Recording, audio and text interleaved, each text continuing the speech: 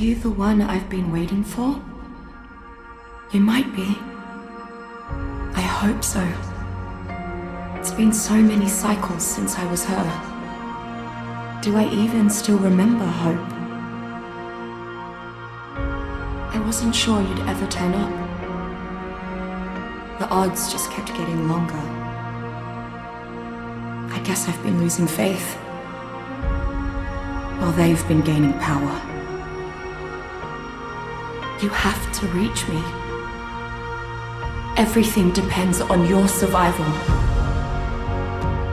Master this world. Make allies of its many creatures.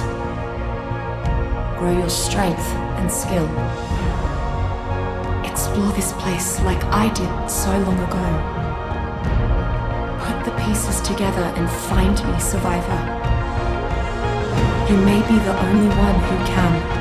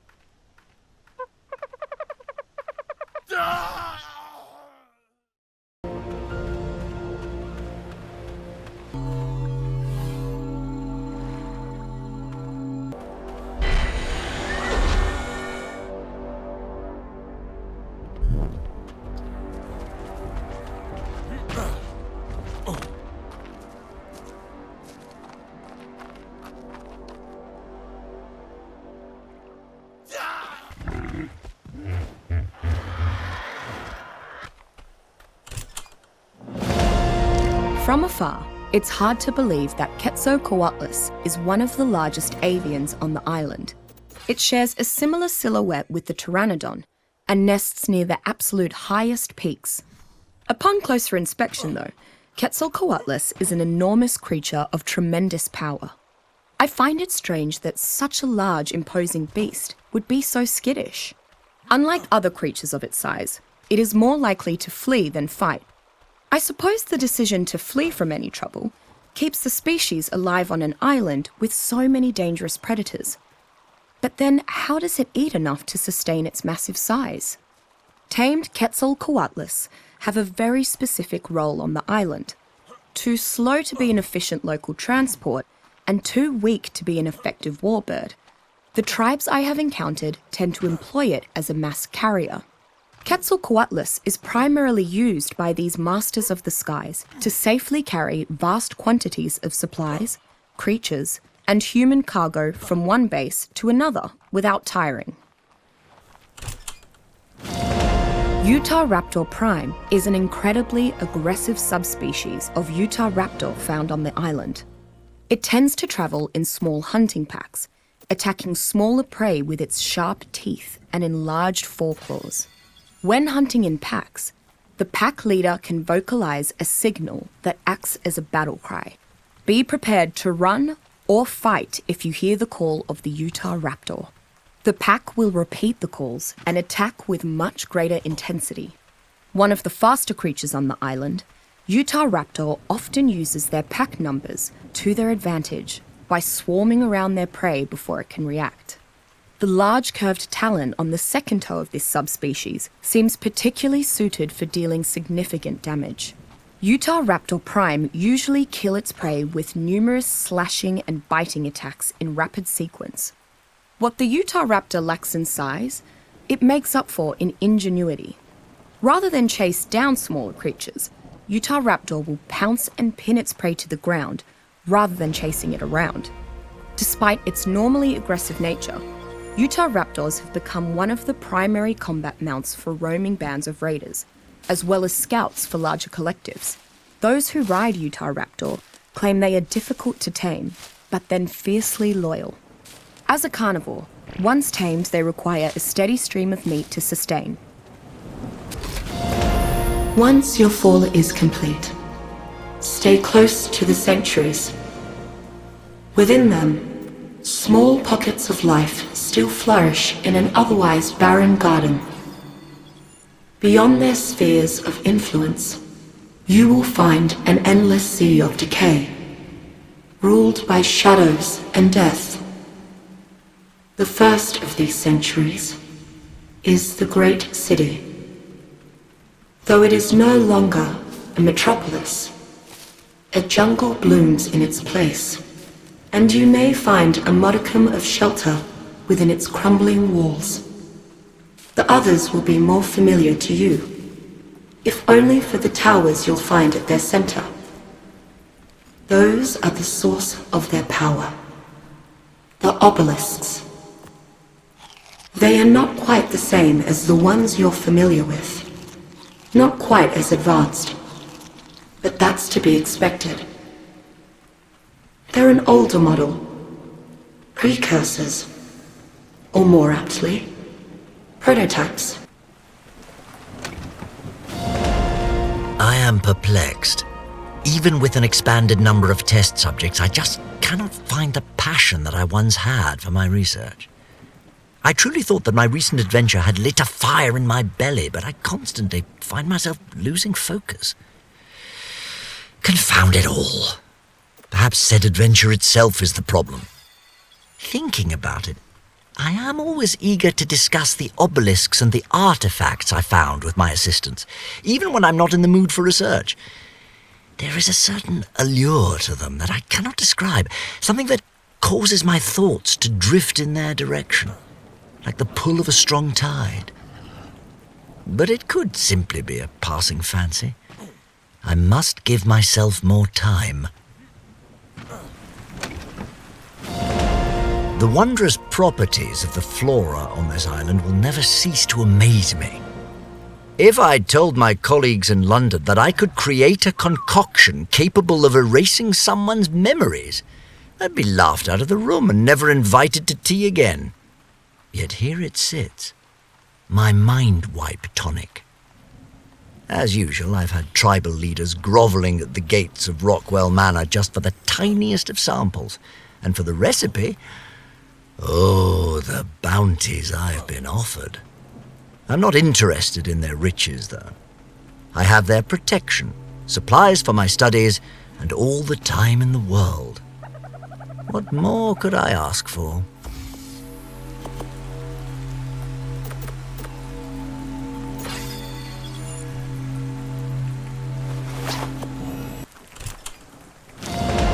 Leadsichthys conviviumbrosia is probably the largest fish in the waters around the island. Its meat is also extremely succulent, a surprise given its size. It is often traded with the same value as prime meat, and colloquially called prime fish. Of course, not all Leadsichthys meat is this high quality, but most of it is. While the demand for Leadsichthys meat is high, the fish is notoriously difficult to track and hunt. Between its large size, powerful attacks, incredible speed when it turns to flee, and humankind's general ineptitude on open water, actually killing a Leadsichthys is one of the island's more difficult tasks. The hunt for an extremely elusive breed of the fish, the fabled great albino Leadsichthys, has been known to drive otherwise sensible men and women mad with obsession, as if all evil were visibly personified and made practically assailable in this one creature. Despite its large size and the fact that it may well be strong enough to carry heavy loads, Leadsichthys does not appear to be intelligent enough to tame. Nevertheless, some large tribes keep an enormous pen with a few Leadsichthys trapped inside for cultivating purposes, as bits of prime fish can be repeatedly scraped off the gargantuan beast without killing it.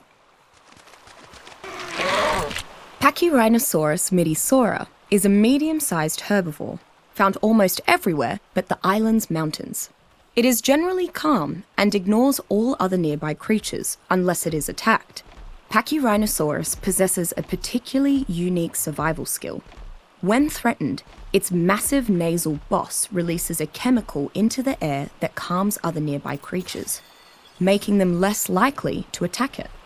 Affected creatures are sometimes hungry enough to ignore the effect, and humans seem immune to it.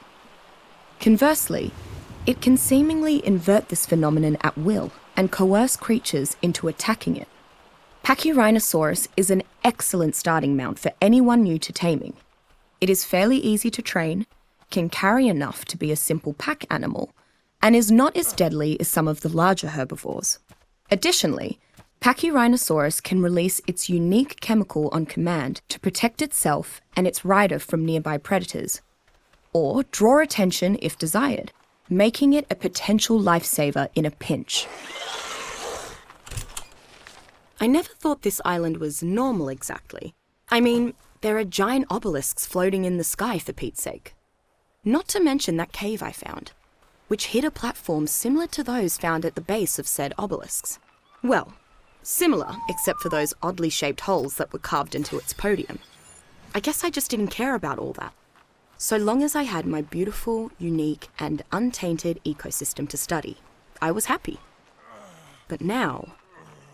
no, I shouldn't write it off just yet. Not before I arrive at Rockwell's. There's still a chance that my data is off, or that I missed something obvious. I won't give up on my paradise just yet. Coelodonta utilicero is a friendly herbivore, common to the tundra and grassland regions of the island. It is a large and dangerous creature, though it seems fairly trusting of the fauna around it. Once attacked, Coelodonta begins charging towards its foe. It builds up momentum as it charges, and depending on its ultimate impact speed, the results can be terrifying. With enough room to charge, it can even skewer the largest creatures in just one gore. Despite how powerful Coelodonta are, many tribes still hunt them extensively due to their unique resources. Its horns can ground into a highly arousing powder, and its thick fur can support many insulating outfits, making the Coelodonta in high demand. Even less advanced tribes use packs to hunt them down, though at significant peril. When not being hunted for its horns, Coelodonta makes an impressive beast of burden. Its ability to take on far larger opponents, provided sufficient charging room, as well as its sizable load capacity, make it a solid addition to any trader party or gathering expedition.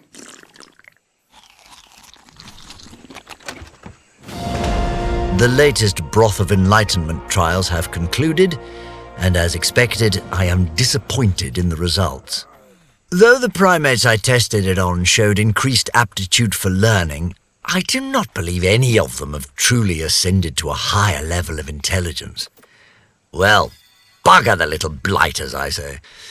My assistants have almost finished preparing my supplies for my next expedition, and I have drafted a letter to send to the Iron Brotherhood ahead of my departure. Soon enough, I'll have forgotten all about them. Pardon the interruption, it seems that I have a guest. Now, just what is Mr. Nerva doing here? I suppose I'll find out.